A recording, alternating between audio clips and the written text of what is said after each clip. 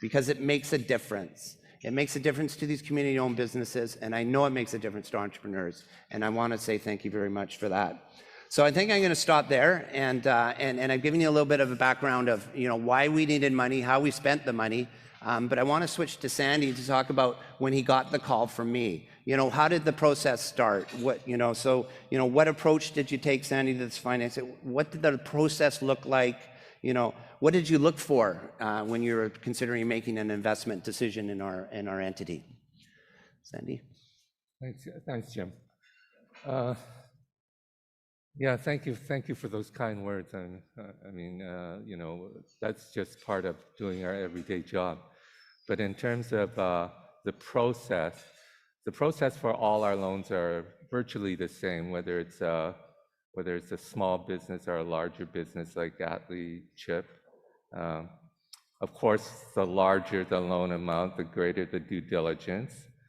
Oftentimes, we rely on information provided by the applicant, in this case, Atlee, because we want to ensure that they've done their due diligence as well, and oftentimes they've gone through extensive research in order to come up to a final decision that this is a suitable opportunity for them.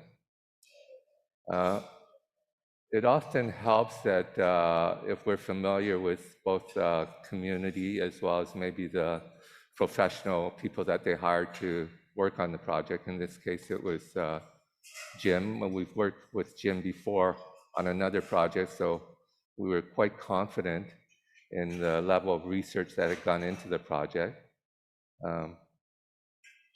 Jim, of course, has worked on multiple projects across the province, so he has a very high reputation, so that goes a lot to it.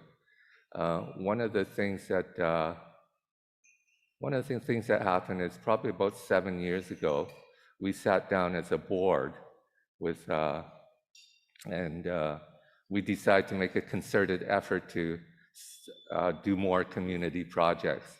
And it was a bit of a shift for us because many of the loans that we do are in the $100,000 range. So we were talking about moving up into anywhere up to $1 million loans.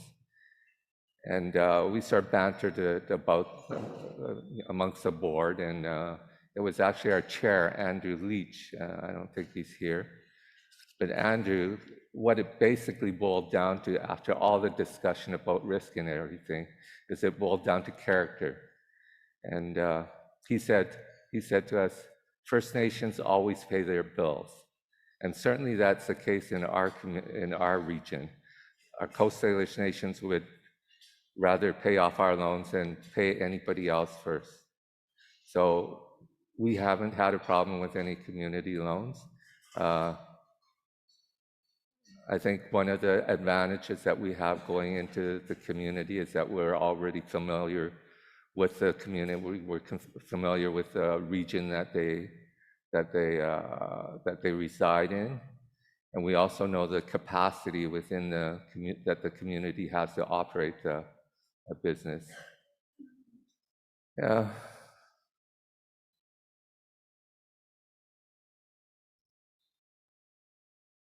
Our process for the larger loans has been simplified somewhat in that, we can't be, we're not experts in every line of business. So there's times when we hire external professional assistants to put a different set of eyes on it and perhaps give us a better opinion about with the feasibility of the project. I don't think we've had a situation yet where that's come back and they've negated what the community has actually said about the project.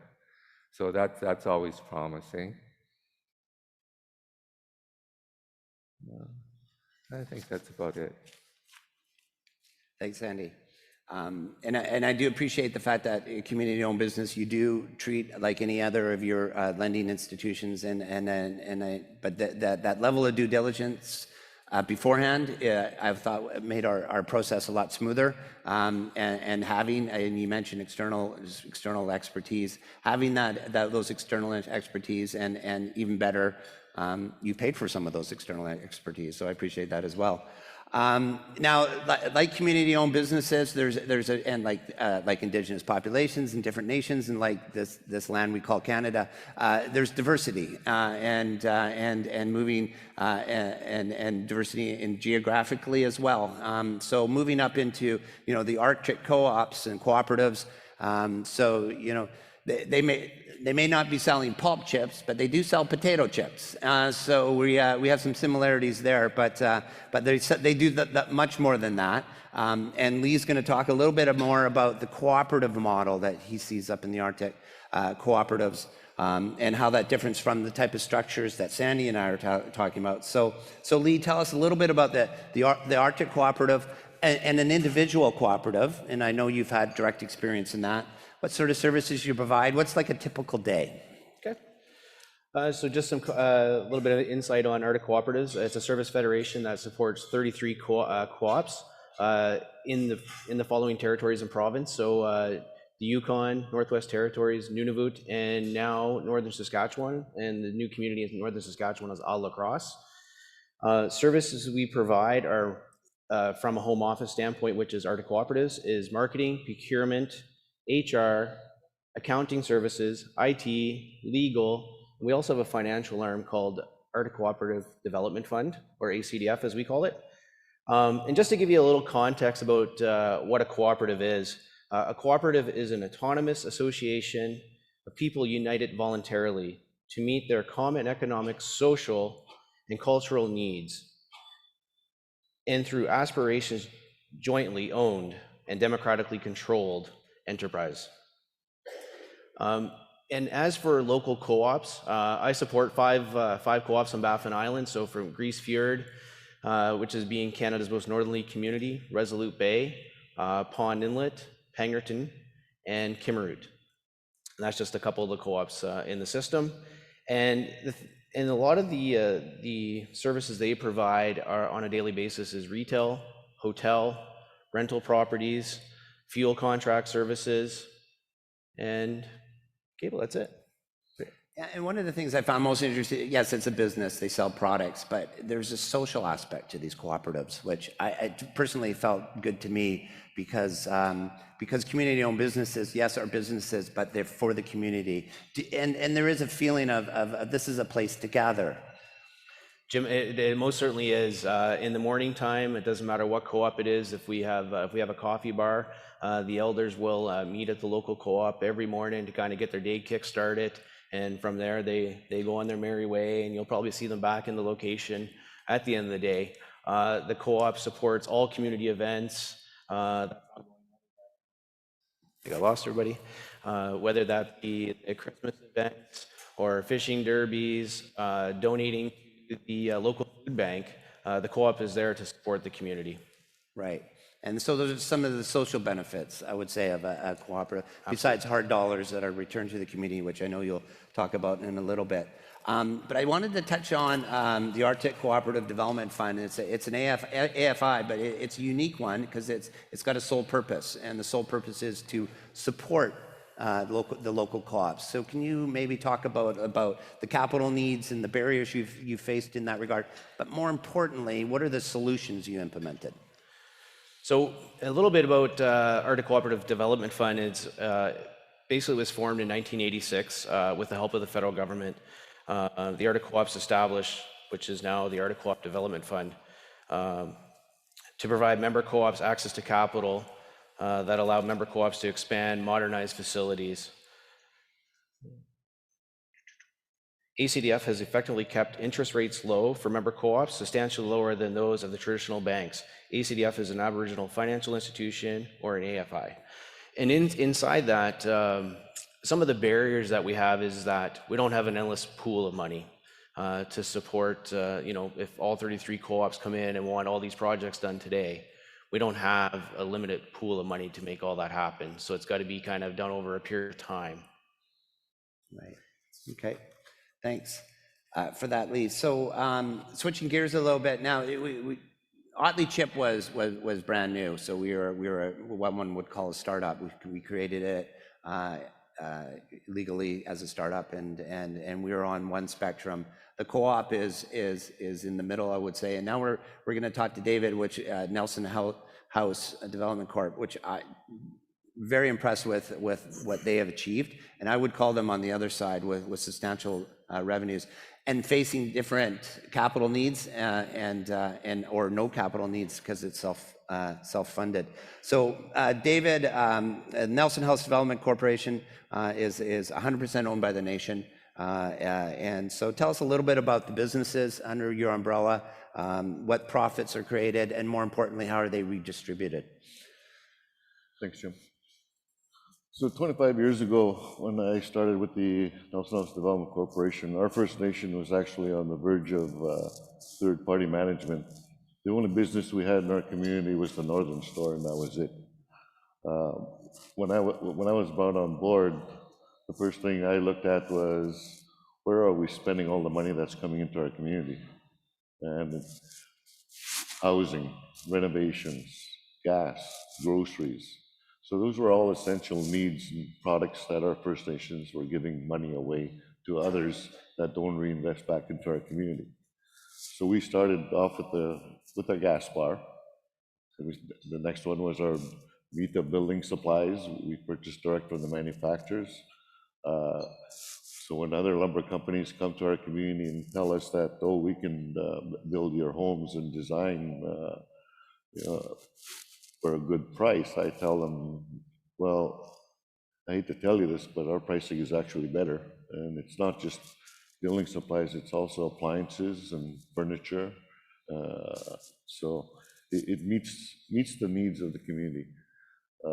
Lumber companies have come to me and said, can we partner with you? And I say, sure, give me 50% of your rebates. And they say, well, we can't do that. And I said, well, neither can I, because I buy from the same people that supplies you. So that they end up walking away. So, and it's the same thing with our grocery stores. We have 3 grocery stores, 25,000 square feet in the city of Thompson, 25,000 square feet in the PA. And we also have our community store in Nelson House. And again, we buy direct from the wholesalers. We don't operate under anybody's banner. We're 100% owned by the nation. We're independent in each and every one of our businesses. One of the biggest projects or business that we have is we own 33% of a $1.6 billion hydro generating station, which generates millions of dollars for our First Nation to reinvest back into our community, our programming, our infrastructure, and also expanding or starting other new business ventures that we pursue. We also have our own, we have fiber in our community, which we own. We own the ISP. All the revenue that comes into our community and we receive from the members for paying for that service goes back into the community, again, for reinvesting back into community infrastructure and other programming. And because we're the owners of the fiber and the high-speed internet in our community, it generates approximately $85,000 a month. Where one of the barriers that I had to deal with was government wanting private businesses to install our fiber and have ownership of it. And it was, no, we'll install it, we'll pay for it, we'll generate the revenue for ourselves, we'll pay ourselves. So every business that we have, it's all about paying ourselves and giving back all the profits to the community, to the First Nation. And again, it's all about following that vision of being self-sufficient and a self-governing First Nation. You can never call yourself a self-governing First Nation if you're relying on government funds to operate. So majority of our businesses, we don't rely on government funding to operate, because every business that we have are 100% owned by the nation, and they're not government funded entities. So, and when we want to invest into other businesses, and it's not just Nelson House that we look at. We look beyond Nelson House. We look in Alberta, Saskatchewan, anywhere where the money is.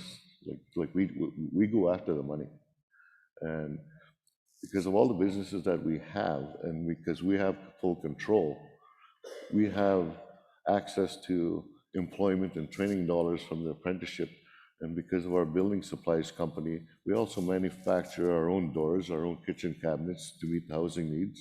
We also supply and bid on other projects with other First Nations in northern Manitoba.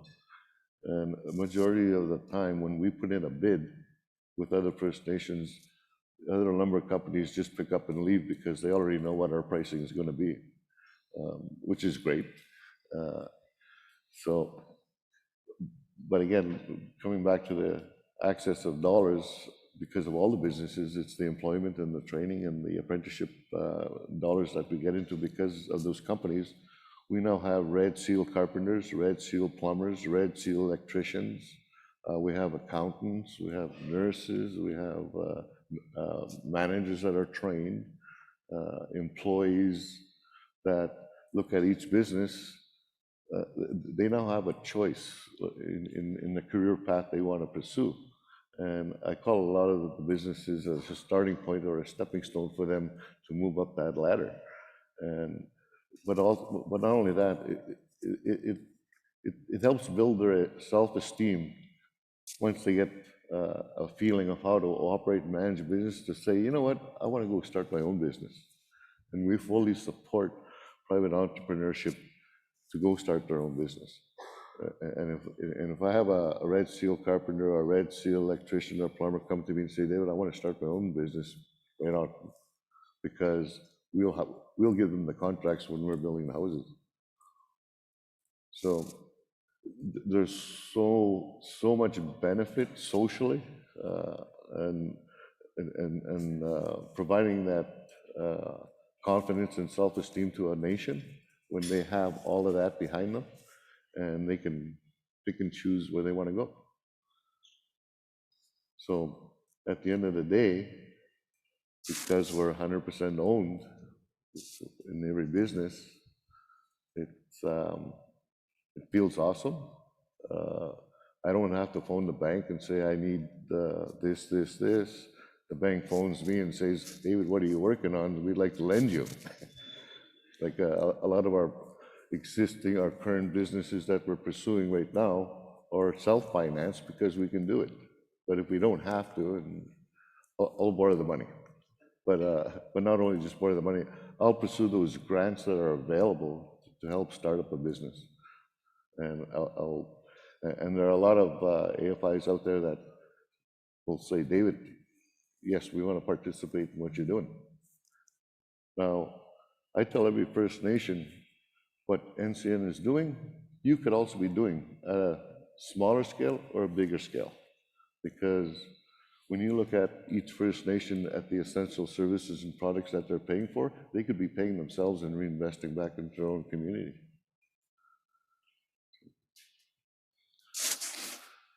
So true. And that economic, or that self-esteem you talk about, that's economic good medicine in my mind, and I really applaud that as well. And you're right. There is a continuum of this, and the AFIs at the beginning, and not having that guarantee or your own revenue that an economic development corp may have to support the loans is crucial. And as you see the growth of the ECDev Corp, and I really applaud the vertical integration, looking at the housing, but looking at the supplying of the housing, looking at the employees. And I think that's truly self-reliance. When you see, what do we supply ourselves? What do we buy ourselves? And let's put the businesses in place for that. So I appreciate that as well, David. And David does love to talk about this. So if you do want to invite him in, he's more than happy. I know he does this with other economic development corp, and has provided his experience. And I find it's very beneficial. And I would encourage you to talk to him after this. So moving on, as you see, we are a panel of diverse community-owned operations, but there is a common theme, and the common theme, I think, is we're owned by the members, we're owned by the community, and they all generate revenue, they all generate benefits on an economic level and a social level, as you heard. They create jobs, then training, and more importantly, promote self-reliance, and more importantly, creates self-determination, which is part of is the end goal. But somebody mentioned yesterday about success stories, and I did want to talk about that because I feel that when we share in the success, it inspires hope for people that want to continue on, and sharing the success is a good way to talk about the benefits. So I've asked each one of our panel members, not Sandy, he has a different question, but David and Lee, is to share, what would a success story look like to you in your particular experience? And I'm going to start with you, Lee. As what do you see as success on maybe at a micro level for you, and also on a macro level? So, Thanks, Jim. So one of the success stories that I've had in one of my co-ops just recently is I've had a local individual that's 24 years old and is pursuing that next opportunity of taking on the assistant manager role in Pangerton Co-op. And this individual, since she's taken on the role in October of last year, has just continued to grow, understand the system, and with the help of her mentor, which is the general manager, the idea is that when he steps away or retires, that she's going to fill into that role. And we have a couple other individuals in that community that we can see taking on those steps as well. And that's just truly inspiring to see from a local level people grow, working up within their community to help support the community. And on a macro level, or on a macro level, member co-ops in turn last year paid out $19.2 million in patronage to the communities. And TS Co-op, which is one of the photos that you've seen up there earlier, Louise couldn't make it to the conference, but TS Co-op paid out $2 million in patronage alone in 2021. And the member co-ops contributed $31 million in salaries, and we employ 821 people in 2021. That's just truly amazing, the growth and the success there. We want to keep it going so we can continue to put patronage back to the community.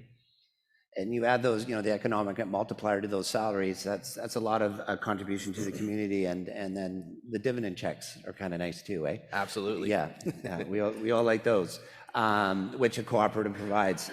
So that's excellent. So moving on to an Otley chip example, I have two, but I think the first one is was at the beginning of the deal how we recognized the importance of being an Indigenous owned entity, not only because it gives you access to capital, it gives you access to preferred supplier status, it gives you benefits, and it's worth something, and it's worth something to our third-party investors when we negotiate. So what we did first was acquire 100% of the asset of the chipping facility, and then we immediately through negotiations sold 40%, divided between the contractor that I was mentioning, the operator, and our long-term supplier of fiber and long-term purchaser of the fiber. But we introduced the concept at an earlier stage that there will be a First Nation premium here, and what we pay is not what they pay. And we through negotiation and through demonstrating qualitatively with examples and the benefits of being, a part of an Indigenous-owned entity, they paid that First Nation premium. And what we were able to do is when we acquired 100%, we immediately sold the 40% the next day at that premium. So from the profits or the bump of that, combined with the loan from TAC, combined with some non-repayable grant, we obtained our 60% at no cost to the nation or no cost to Otley. So we got it free. And I don't know about you, but free is my most favorite price. And that was the benefit. So that was part of the success for us. And these third parties paid it because they see when you explain what that benefit is, what that premium is in a monetary way. On a more micro level, right now we Dan Everett's a member of the Numgees Nation, an elder of the Numgees Nation who was a follower in his earlier days, but still wanted to continue working. He was hired on by Otley Chip He started in the weigh scale. He got weigh scale training, but demonstrated an aptitude for the operations. He is now our lead foreman of Otley Chip, and as an elder, I find that very gratifying. But more importantly, we ran through the local school, through the chip operations, and we were identifying high school students to work there this summer through certain grants, etc. But when you work at the chip plant, you stay locally, and we have a trailer that Dan stays in. So Dan's going to shadow, this student's going to shadow with this elder, and I just can't think of the benefits that we'll have on that youth. You know, first of all, they'll put the phone away because there's no Wi-Fi, but more importantly, they'll see how an elder, you know, how the elder works. But you know, at the plant, but more importantly, when they're sharing a meal in the trailer and at night. I can only imagine the conversations that we'll have and the benefits that youth will get from Dan's wisdom and hardworking attitude. And I think that is a true success, because we talk about youth, and there was a panel on youth, and that is a success in my mind, and I look forward to seeing the fruits of that success. So that would be one for me. I think, David, I'm going to ask you now if you could sort of, you know, talk about a success story in your mind. Actually, there's quite a few success stories, but Yes. I'll try to. I think it's the leadership, like the previous chiefs and councillors that we've had over the last 25 years. Them staying strong, them following that path in achieving the self-reliance and self-governing First Nation is the reason for our success. Now, I'd also like to acknowledge our financial advisor. I call him my Chinese colleague, even though he isn't Chinese. His last name is Chung. His name is Bruce. Bruce, could you please stand up there? Come on, come on. So anyway, Bruce, he's been working with me for the last 25 years, but he's been with the nation for over 35 years, financial advisor, and he's also one of the reasons for our success. But I always tell people the biggest success that we have are the employees. Because without them, it doesn't matter how good a business you have, that business would not succeed. So I don't manage my employees, they manage me, because if they don't manage me, I can't help them. So the employees have their power, not me. Thanks, David. Speaking of successes, and I wanted to do this, and I meant to do this at the beginning actually, is I'd like to talk about the success of this conference. Yesterday was an amazing day, and today is a beautiful lineup. And so this takes a ton of work. Not only is there NACA staff that are doing it, there's event people, there's the hotel staff. I would just like to take a moment and just say thank you for putting this, and give everybody a round of applause if you were involved.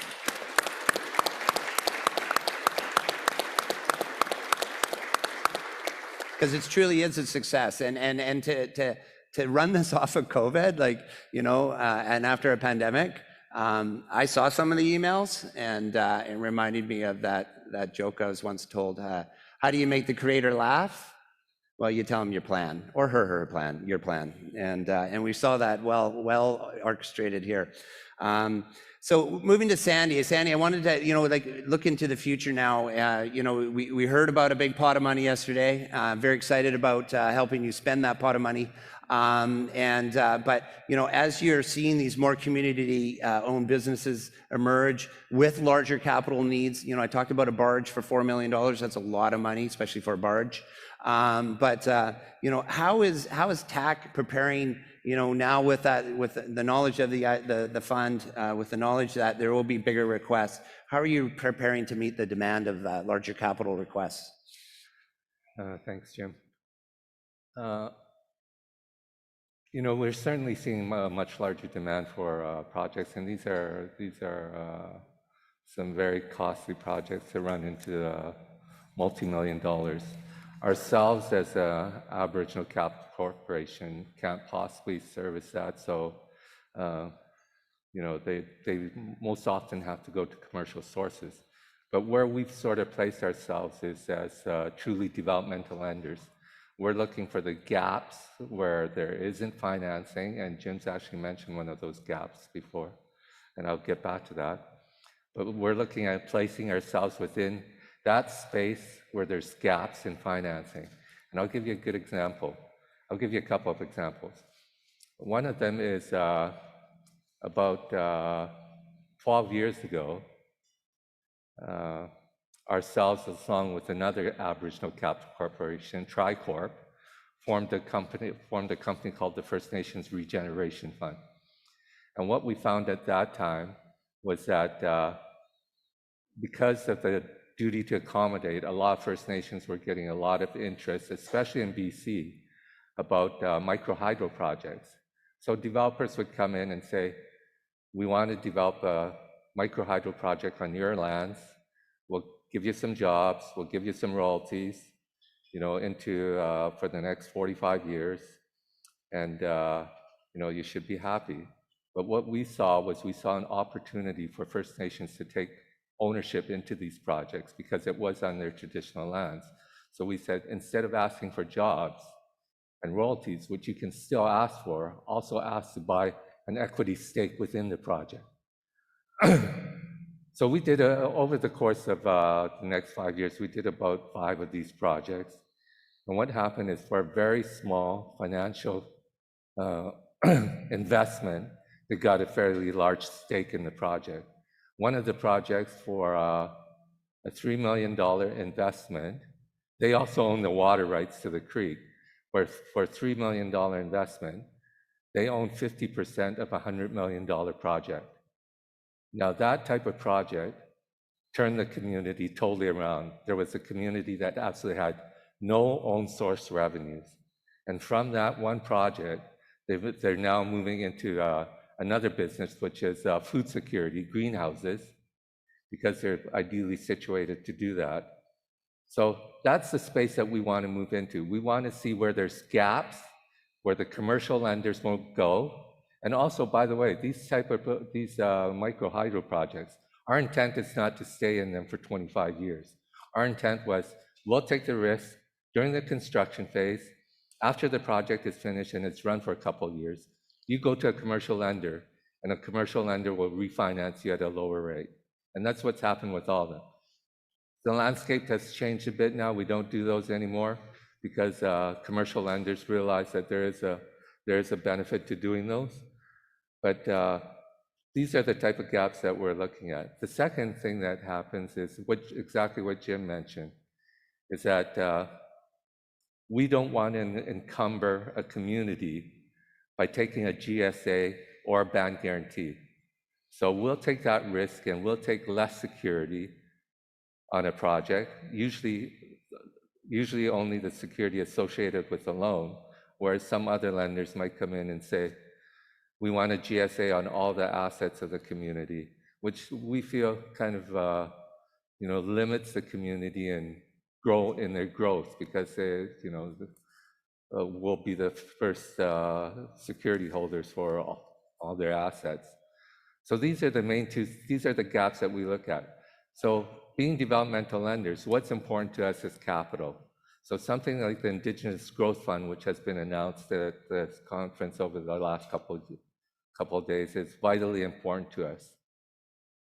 We're not looking at doing just larger deals. I mean, those type of deals are usually done by the commercials, but we're looking at filling the gaps where there might be some space within a land development deal.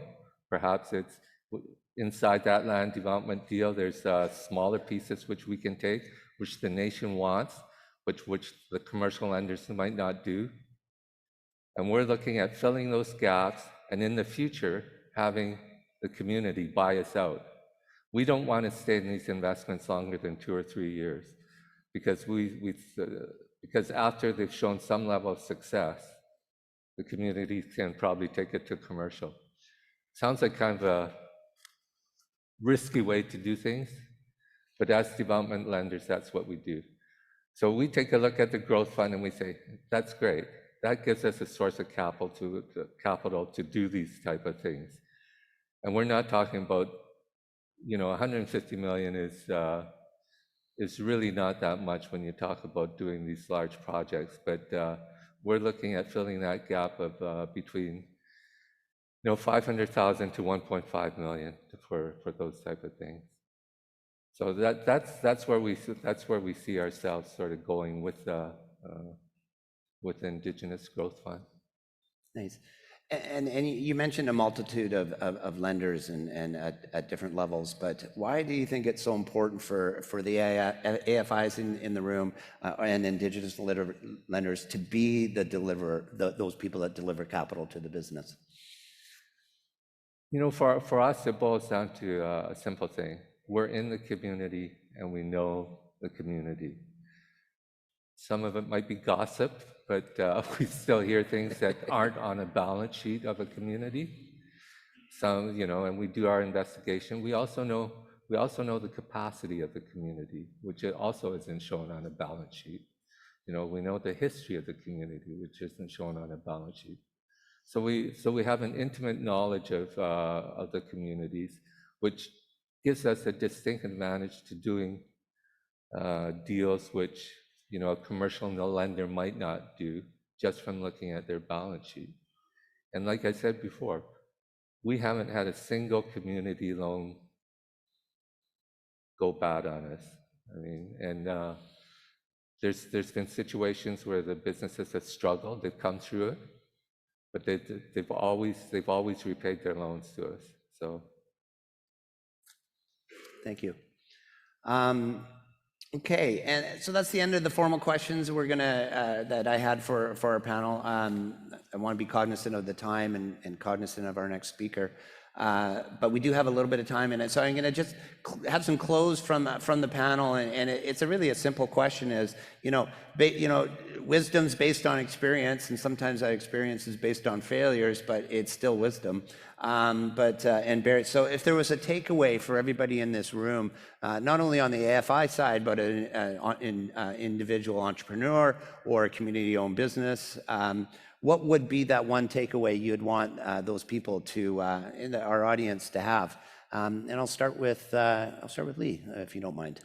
Well, one of the takeaways that we would like to see in the cooperative model is obviously the community continuing to support the cooperative because they own it, and to grow the bottom line and return passes more patronage back to the community.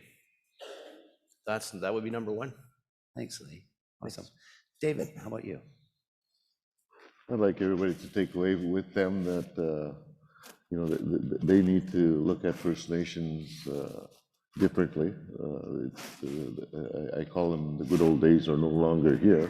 The way we do business has to be revisited, because when we started 25 years ago, there were so many barriers that we had to punch through, and if we couldn't punch through them, we worked around them, and because we did what we did, we have started people to change the way they think when it comes to doing business with First Nations. I've also told municipalities that if you want to build a healthy local economy, I said you got to stop looking at First Nations as a customer and look at them as a true partner. So because a lot of municipalities wouldn't even exist if it wasn't for the surrounding First Nations that were there. So don't look at them as customers, look at them as a partner. 100%. It's evolving and it's a new world, and I'm starting to see corporations, because I spent time in the corporate field, starting to wake up to that, and the message is clear: is it's not 5% of gross revenue anymore. It's equity, and it's controlling equity, and self-determination won't be achieved without that. And David wants to start up the first Indigenous controlled mining company in northern Manitoba, and that would be amazing, and I would love to help him with that as well. But that's the big thinking that has to happen, and those are we're going after the elephants, so to speak. But as one person once told me, is you eat an elephant one bite at a time. And so my words of, the motto I always follow is baby steps, and apply baby steps to a situation. The path will unfold the way it should. and it always does, as long as we're taking that right path. So those baby steps, you know, at the very from the beginning, it's about the community involvement. It's about the input. It's about hearing everybody at the community on how they want to a project to fold out. It's the baby steps like we did with the chip plant, by talking to Sandy first about pre-feasibility, about feasibility, and getting support from other levels of funders in the government, and taking that support and moving to that next step. And then it was about negotiations. This process for us took over a couple of years. Of course, COVID didn't help, and making sure we had that project de-risked. And that de-risking all took baby steps. So I think that's my biggest giveaway, if I ever had one. And I'll like to close off with Sandy. Sandy, what would you would like to discuss? I guess mine is more towards the AFIs and more towards developmental lending. There's lots of lenders out there. The AFIs were created with the purpose of being developmental lenders, and I don't want us to lose sight of that, because you know, with the Indigenous Growth Fund, that's fine. There's capital out there, but there's also other sources of financing which entrepreneurs as well as First Nations can access, probably at better terms than they can with an AFI. An AFI can't compete with commercial lenders and survive. They just can't. I mean, it doesn't work that way. But if they can find the gaps in their region to fill where other lenders won't go, that's where you'll make the impact, because that's where you'll be creating businesses that otherwise won't be created. And for us, sometimes that's a struggle. You know, sometimes you say, well, why should we take all the risk? And then suddenly have them go refinance 3 years later. But we look at that as the reason why we were created. And it's not as risky as you might think it might be, because I have to tell you, our loan loss rate, over the average loan loss rate over the past 5 years, it's less than 0.5%. So I mean, it can be done. You just have to find your space within your region. Thank you. Thanks.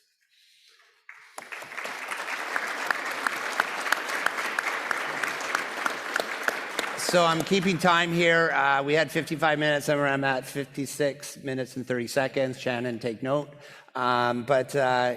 I would just like to be invited back too, so I want to keep it. We would like to open for questions, but unfortunately we don't have that time. But we will be around after, and I do want to acknowledge the excellent speakers that are coming here. I told my son that following me as the Deputy Governor of Bank of Canada, and then later on a minister, and he goes, well, you're the warm-up band. But I think we're a pretty darn good warm-up band. I think Led Zeppelin was a warm-up band once too. So I'd just like to say thank you for inviting us. Thank you everybody that put this conference together. And as they say in Namgis, Gilakasa. David, thanks, buds. Good job. Sandy, thank you.